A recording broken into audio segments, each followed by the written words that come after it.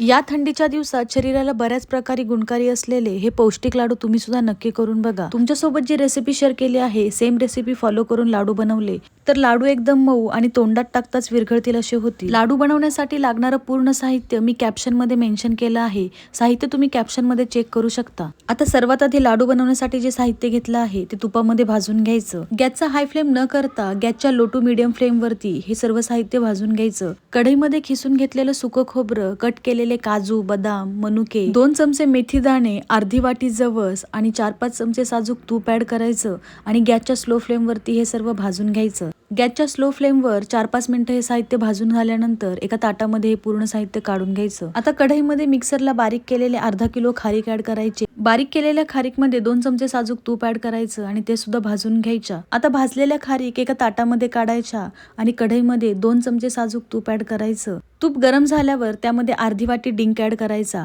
डिंक चांगला तुपामध्ये फुलेपर्यंत भाजून घ्यायचा आणि तो मिक्सरला बारीक करायचा। आता 2 वाटी गूळ कढईमध्ये ऍड करायचा। गुळामध्ये 2-3 चमचे पाणी ऍड करायचं। गूळ चांगला मिक्स करायचा। गुळाचा पाक तयार करून घ्यायचा।